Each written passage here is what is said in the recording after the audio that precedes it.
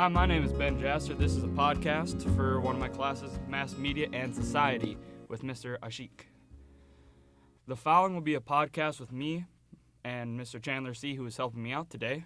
We will be talking about sports, Vikings. We're talking about story narratives in the NFL, and really anything that comes to mind. Here we go.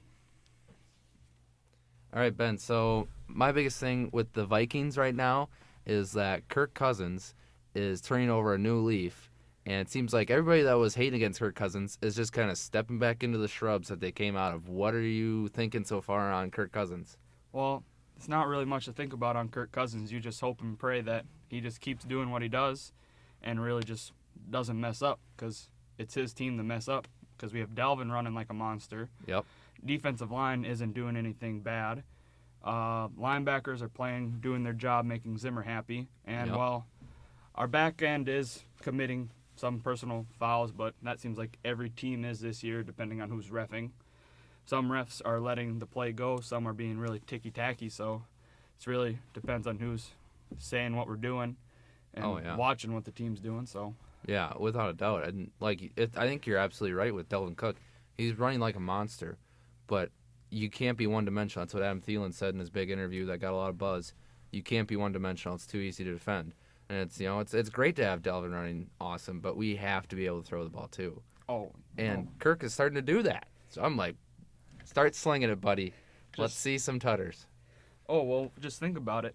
He's looking at everybody else the Vikings have had recently, and it's like, well, at the beginning of the season, you could say he was almost doing the worst because of how much money he got. Well, granted, Case Keenum went to Denver last year.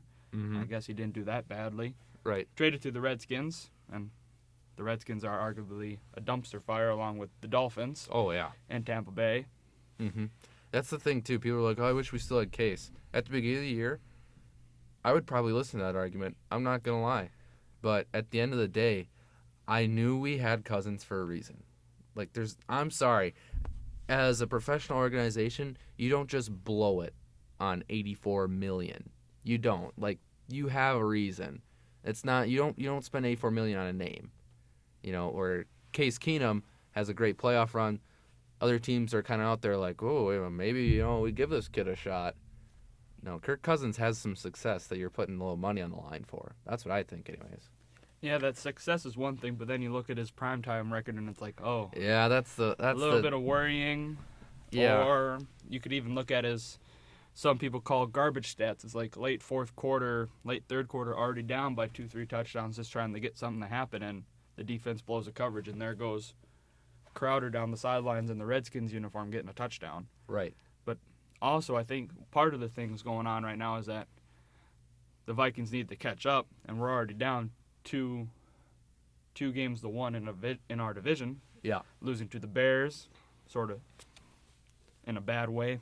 Which is an interesting game, because the Bears, as of late, have not seemed like that team at all. They gave up on Trubisky. The defense is on the field way too long, and the offense can't sustain a drive, so they're just getting tired. And anything happens with pro athletes making that much money, if they like the money and they love playing the game, but if playing the game isn't leading to wins, they're going to quit, just like all the other great defenses. Oh, yeah. 85 Bears, people leave because people get more money. 2000s Ravens, people leave to get more money. Yeah, absolutely. The thing is, it's like, you wonder why Vikings fans were so worried, thinking, well, our defense is so good. Hey, the Bears defense might be better, and look how good they're doing right now without a good quarterback. That's what we need to look out for. That's your future if Kirk Cousins doesn't absolutely strap it on as of late. That's been awesome. Yeah. Another thing that we're getting lucky with is that we had Barr re-sign for a little less money. Yep. We already have Thielen and Diggs locked up for a while.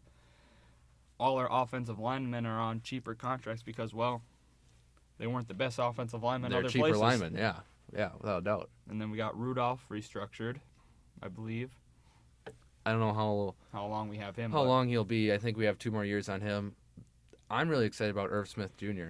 A little bit smaller guy, sort of like, I'd say describe him to like maybe even a Kittle. But George Kittle is something crazy. He's like mini Gronk.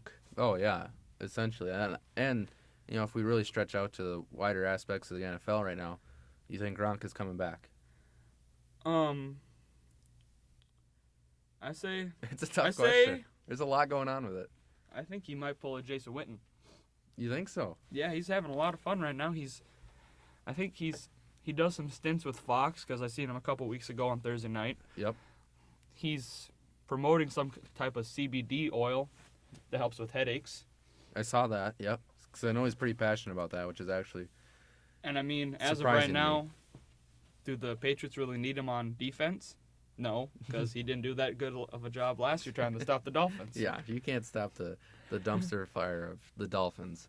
Yeah, I don't think you're going to have a lot of teams knocking on your door for that prevent defense. No, well, speaking of the Patriots, how do you think they feel? They started out with Josh Gordon, who's, a PED drug testing positive fiend. Yep. And then, he's a crazy athlete who could be really good.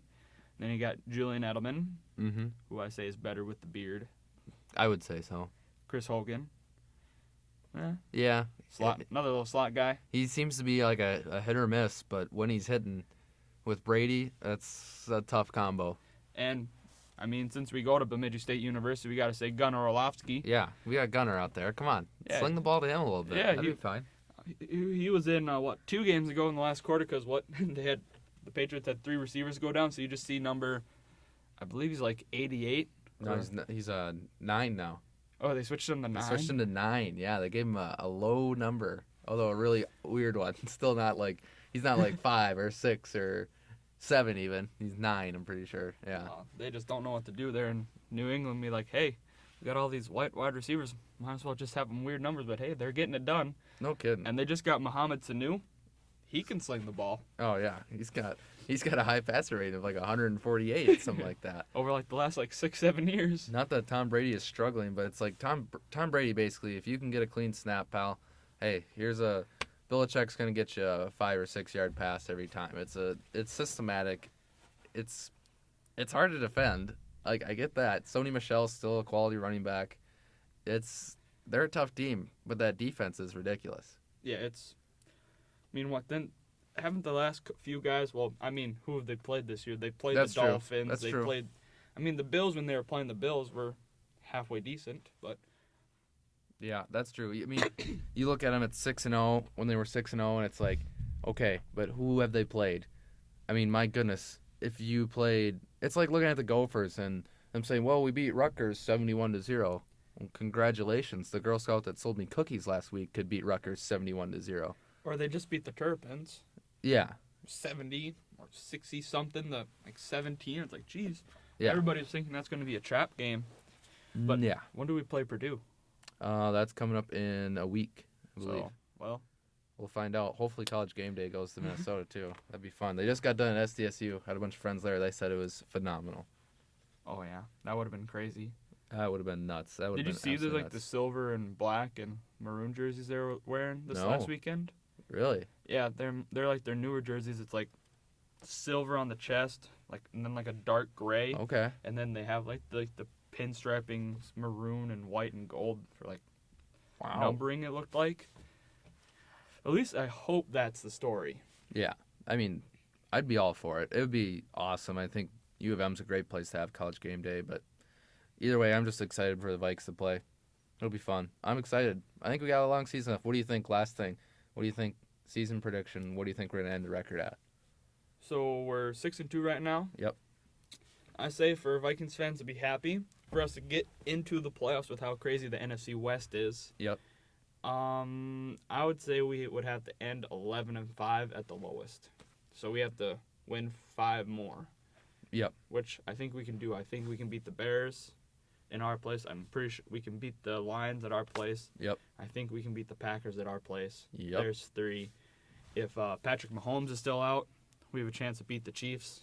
Which will be right around the timeline of when he comes back, so that'll be close. Yeah. Depending on how they do, and they're 4-3 right now, so they're dropping. Yep. So they're hoping to get him back as soon as possible. But yep, I think we ought to wrap her up.